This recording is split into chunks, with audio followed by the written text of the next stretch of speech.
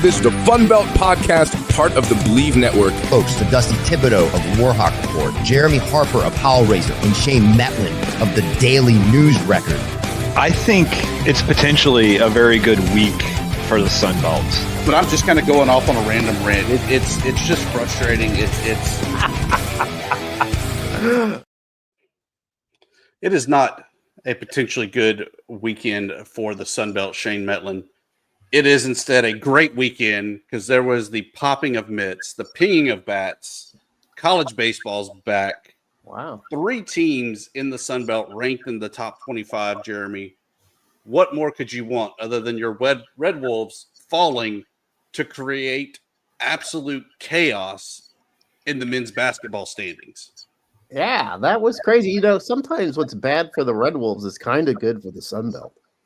I mean, beforehand, kind of a one-man race, acknowledged Arkansas State heading towards the NCAA tournament. Now it's all like, wait a second. We've got 4 quality teams here. They all have their unique storylines. They all have their various points of interest. If I'm outside the Sun Belt and I look at this, I'm going, hey, this might be one of the more exciting conference races in all of college basketball. Yeah, and we got to see it become that exciting race on national TV too. I mean, that's a little disappointing for you, Jeremy, personally, but I mean, they were talking about it. They were talking about this is what the standings look like. This team. Like everybody's getting some pub on there on ESPN2. So I think you're right. It is good for the league that, you know, kind of said it over and over again. There's going to be a lot of meaningful games in the next 2 weeks. Yeah, and guys, I don't know if you've realized this. I didn't realize this until somebody in my little orbit pointed it out.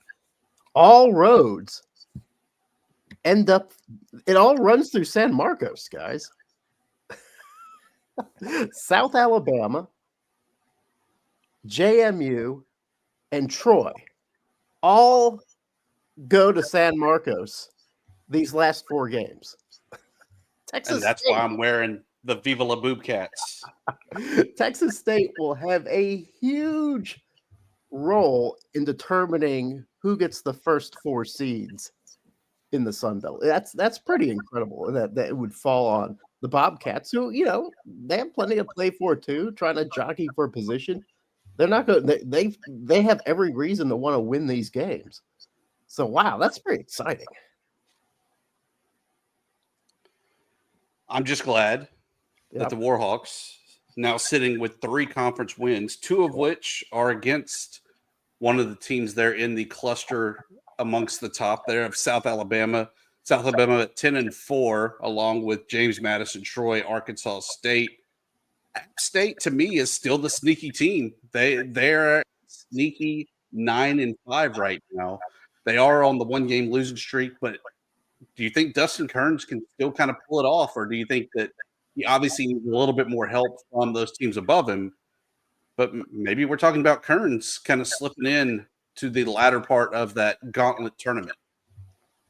Yeah, and there's actually no reason why Appalachian State can't. They have a good team.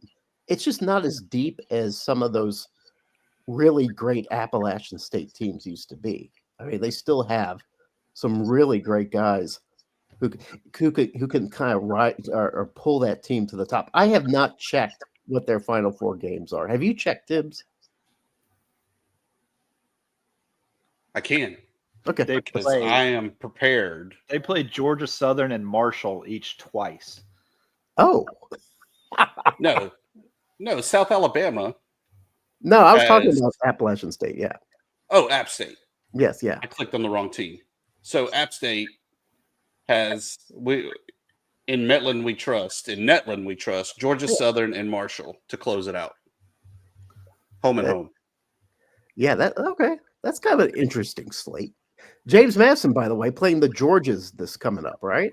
Georgia State, Georgia Southern. Georgia State, not to be overlooked. Yeah, they're hot. Yeah. If you talk to our good friend Ben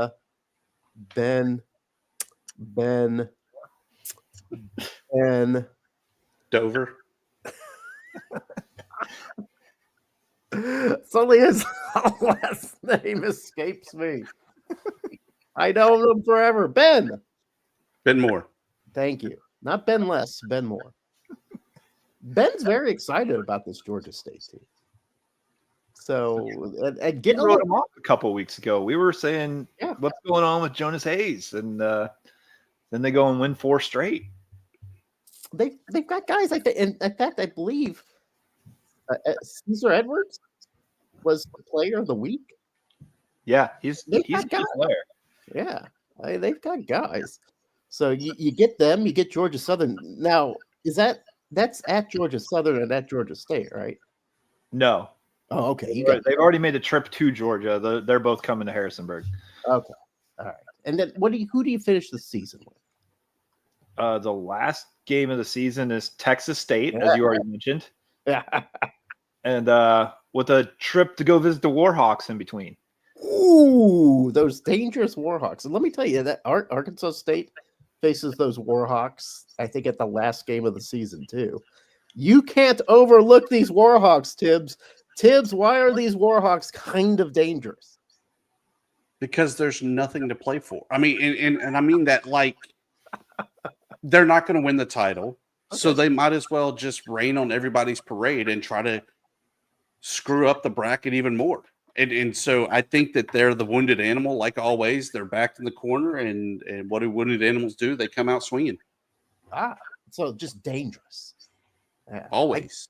I get that. The dangerous Warhawks.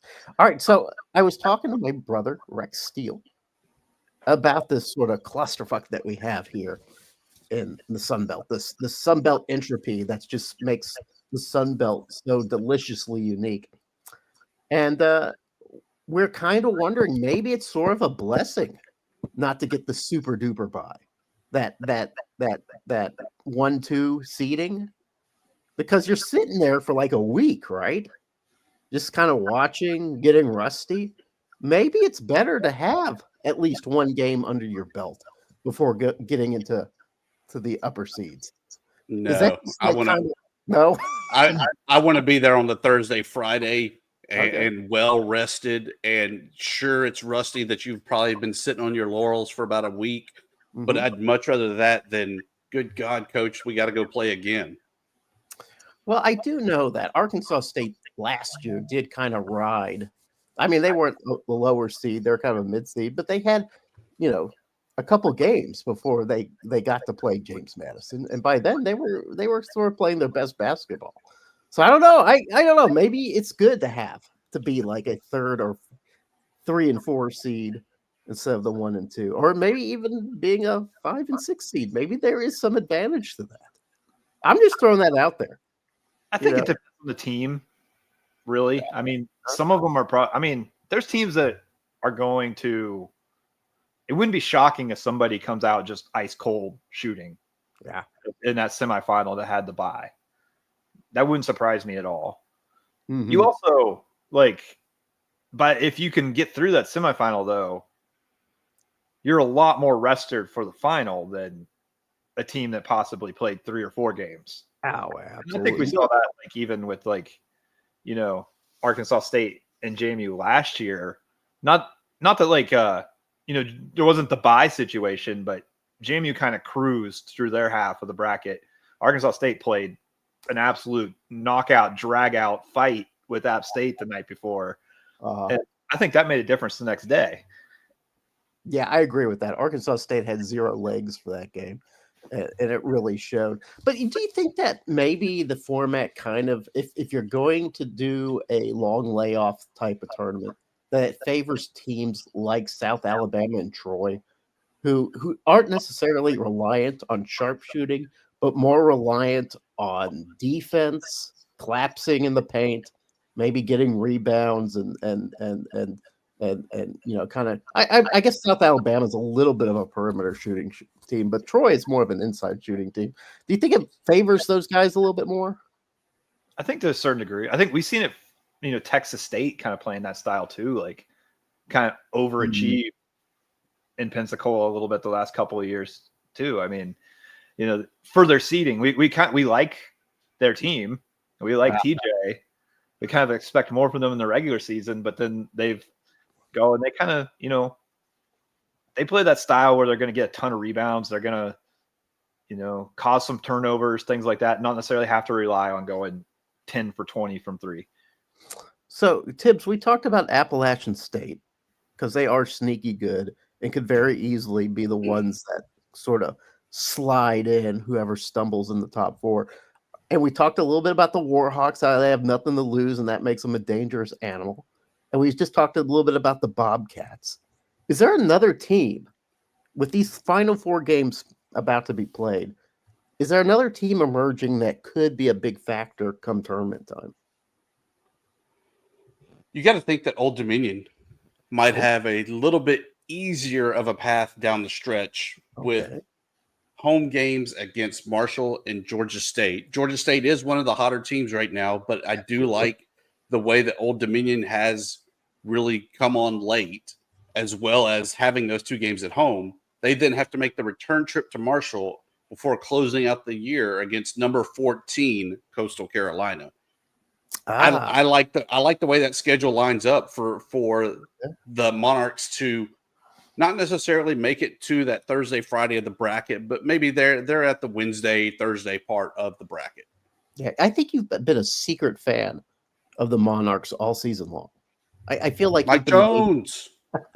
How about you, Shane? Is there a team out there that, because you and I, we kind of cover the upper echelon of Sunbelt basketball. Is there a team kind of underneath, lurking like a shark, kind of waiting? That's not Appalachian State. That's not ODU. That's not Texas State.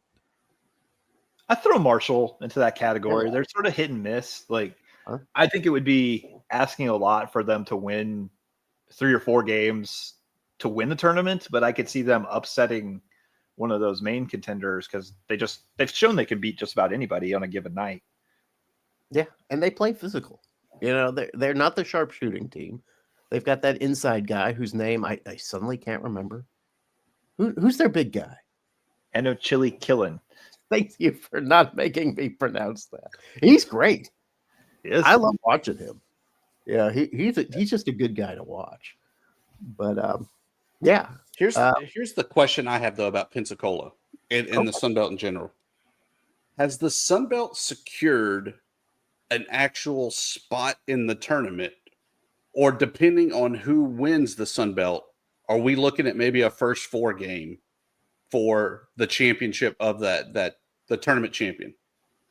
It would have to be a pretty major upset to get to where it's a first 4 game coming out of the Sun Belt. It would have to be bottom half of the conference, I think, to get to that point.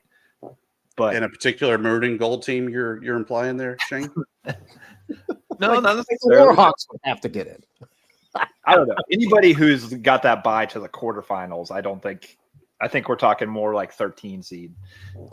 Yeah, and all the little projections that I see, which who knows? I don't know how accurate those are. I never go back later on to go, that these guys really nailed it. Fox Sports, they really nailed it. It always seems like the Sun Belt's kind of getting a 13 seed. Yeah.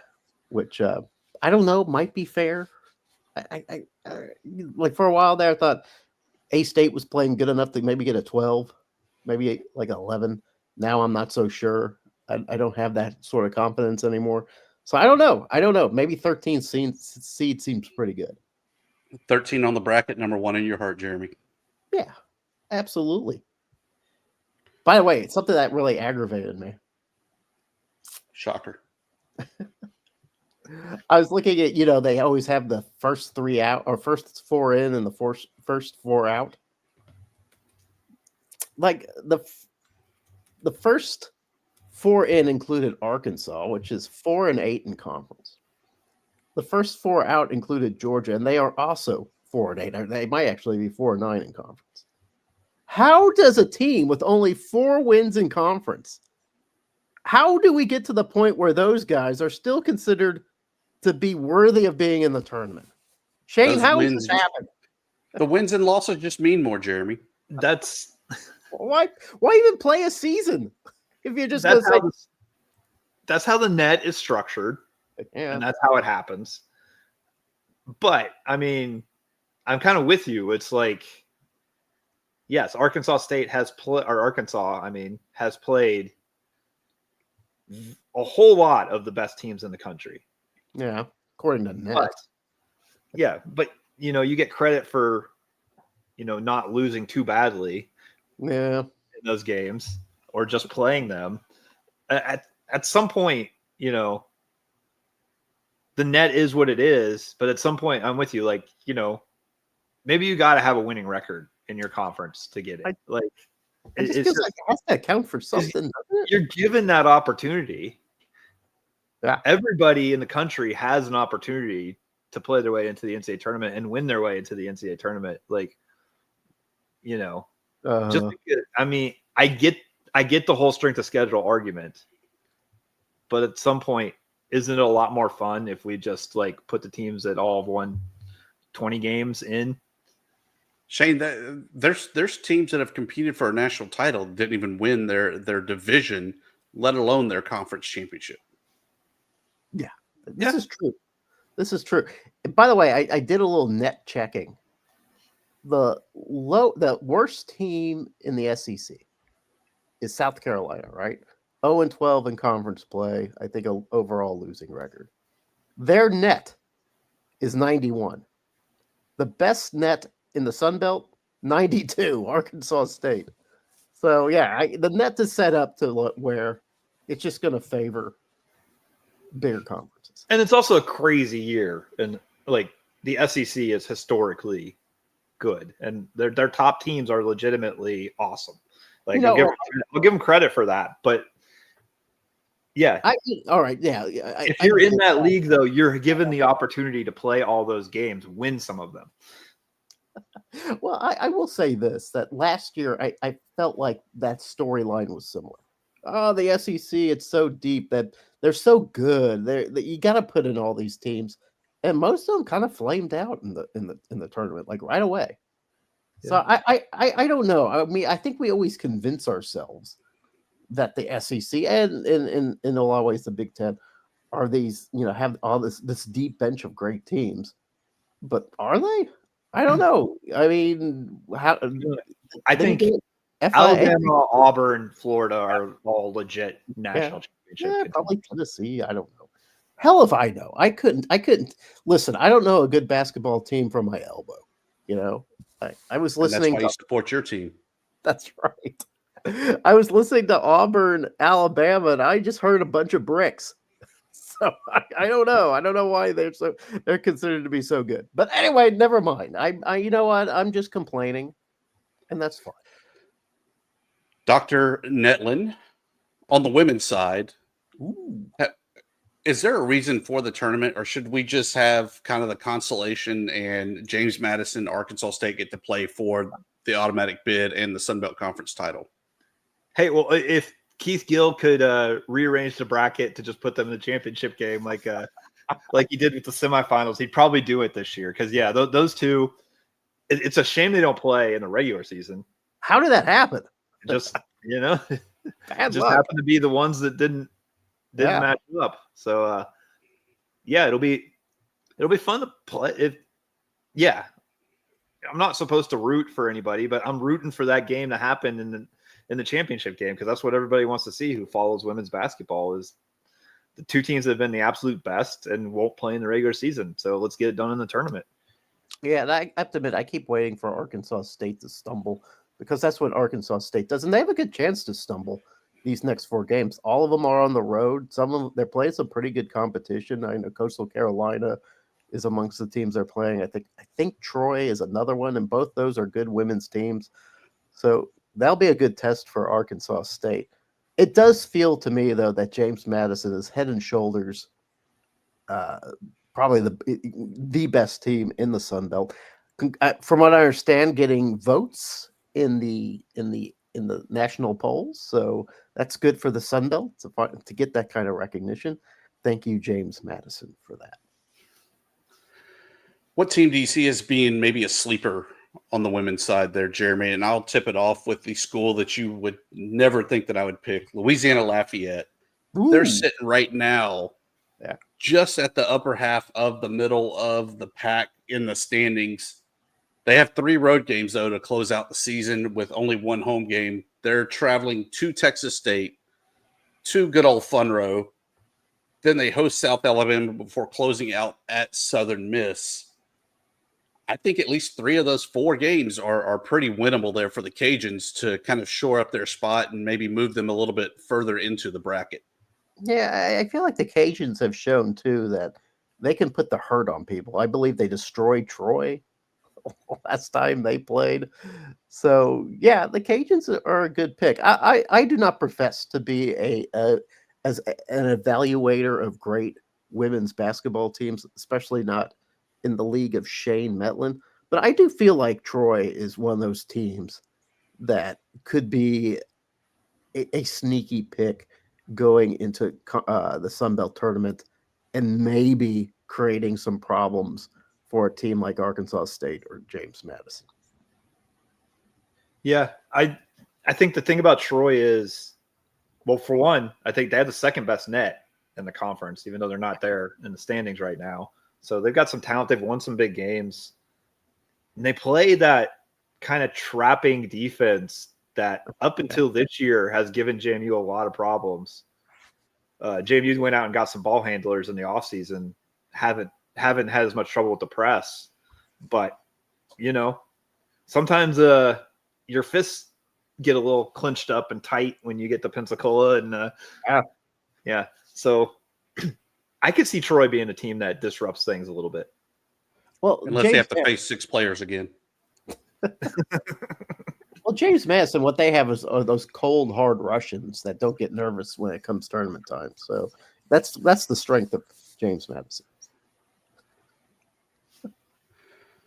So as we let off the show, talking a little baseball action, 3 It's here. teams ranked in the top 25 with Southern Miss, Troy, and Coastal Carolina. Coastal Carolina, a solid weekend, 3-0 over the weekend, beating K-State and Washington. They did fall on Tuesday afternoon to Charleston, but still a great start of the season for them.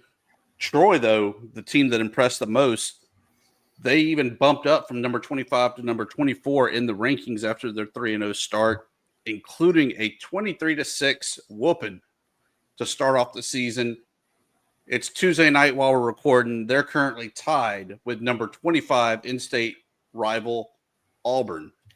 Oh, yeah, because last time I looked, Troy was winning that game, so they must have given up some runs since that time. But, yeah, midweek baseball. February baseball is the wildest because it's cold as ice out there right now. I think Arkansas State played in, like, sub-freezing weather. They were in Oxford. They ended up losing to Ole Miss tonight, 4-2 in extra innings. But yeah, great starts for the top echelon. I saw that James Madison won their first game of the year. Is that right? Did I see that? They beat mighty Radford today, and also in sub-freezing temperatures in Harrisonburg. I think they probably wish they could have stayed in Tallahassee, maybe, if we're just talking weather. What's it going to take to move the baseball season from starting in February to maybe the 1st of March? I know you'd probably have to get rid of some games, but or just play to the summer. Yeah, that's kind of what I was thinking. Why they're year round anyway now? Mm-hmm. Like, yeah, it's all for TV anyway. Give ESPN some content in July.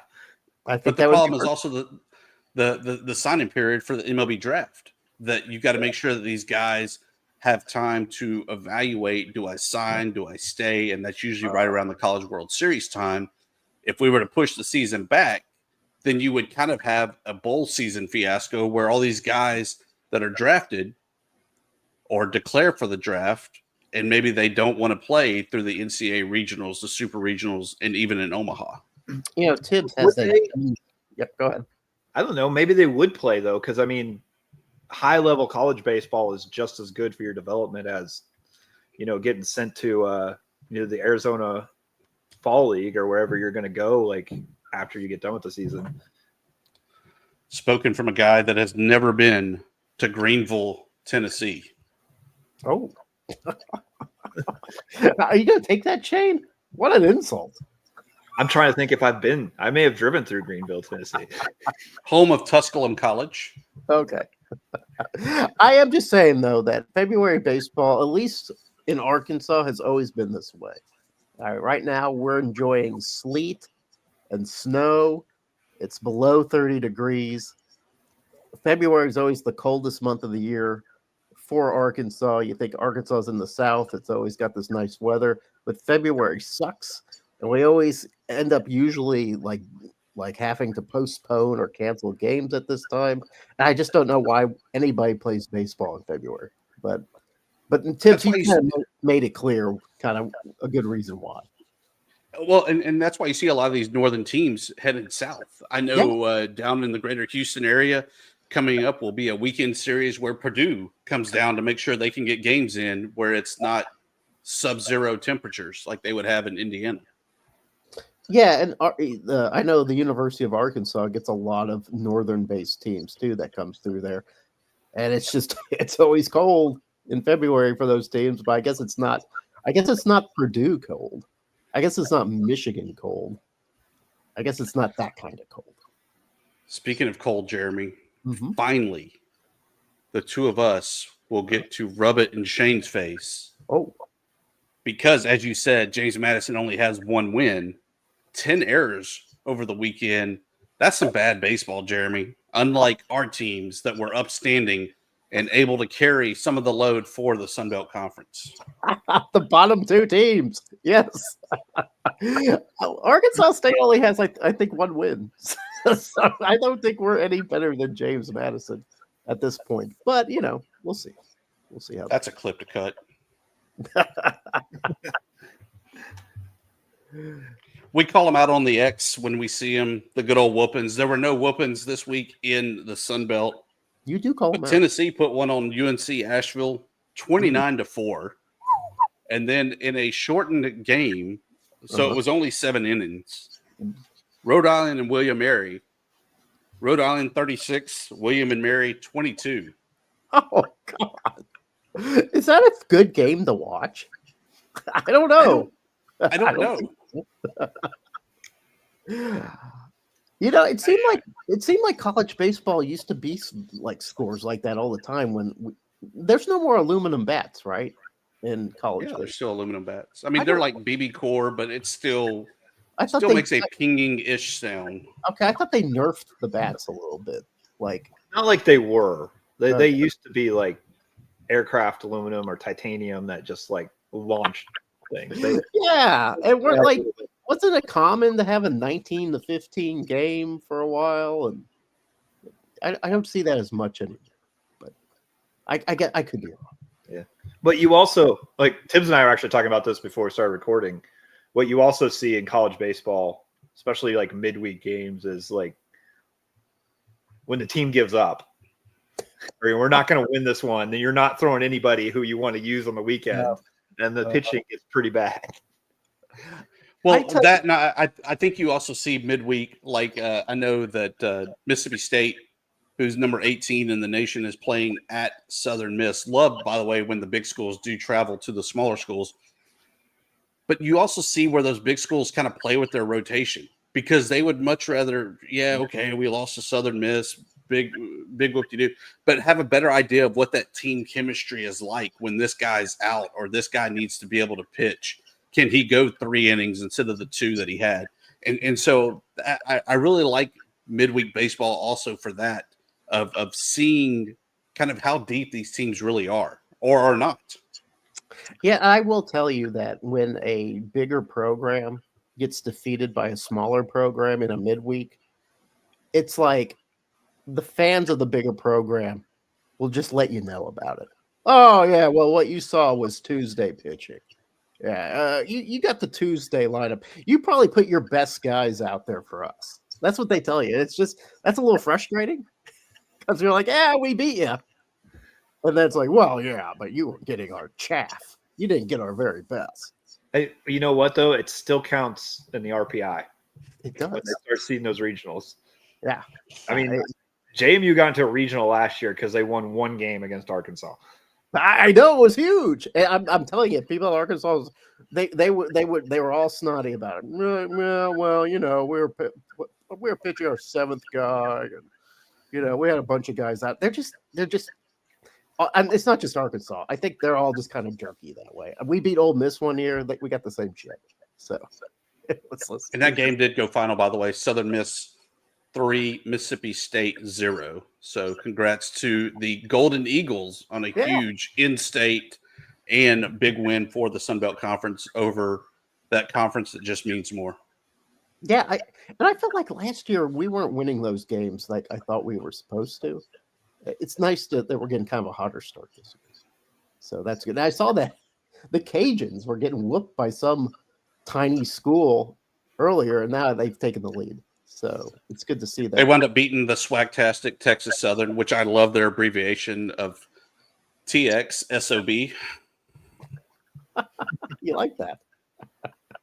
Yeah, it's might pretty be my good. next license plate. Because you're in Texas. I got it. Yeah. Shane, you had news on the football front. Oh, yeah. I mean, I don't have news, but some people down in Statesboro had something. Not even that big of news at this point, but we didn't discuss last time that Clay Helton got a nice extension at Georgia Southern. Going to make about $1 million a year. So a little bit of football news happening. Well, glad to see somebody has some money. That's good. Yeah. I'll contradict myself a little bit because you may remember I questioned why Texas State was offering GJ Kinney so much money when you weren't really bidding against anybody. I do think this is maybe good. Now, if this is the going rate for Sunbelt now, is the coaches are going to make about $1 million.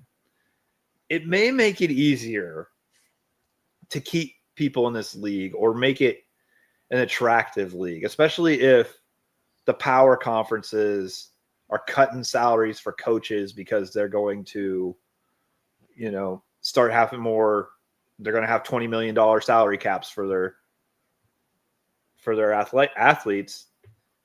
Maybe if you can make $1 million in the Sun Belt, you got that path to win the Sun Belt and get to the playoff.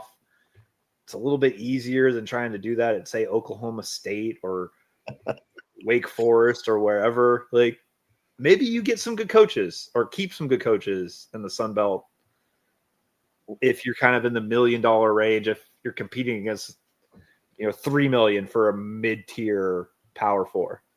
Well, anywhere but Atlanta, though, if I'm making $1 million, I'm doing pretty damn well for myself. Yeah. Yeah, in Jonesboro, you're like the richest guy in town. But I'll tell you what that might prevent too, Shane. Head coaches of Sunbelt programs jumping for money to be position coaches at bigger programs. Yeah. That's the most embarrassing thing that happens. Although I'd still say if you're a Sunbelt AD, what you want is a coach who desperately wants to be a head coach and isn't looking for those kinds of jobs. That's true. That's absolutely true. Well, football schedules are released March 1st, so a little under a month before we have that. What else do we have, guys, that we need to recap and discuss? I think we've done a good job. I love it. Let's hit some plugs, promos, and parting shots. Jeremy, what do you have for us? I think I've mentioned this show before. And I was very surprised and pleased to see that a new season was arriving on Friday. The Jack Reacher show. You guys watch this? I think it's on Amazon Prime. Reacher, yeah. Yeah, Reacher. It is the dumbest show. I mean, it is like for people with almost 5 IQ or 0.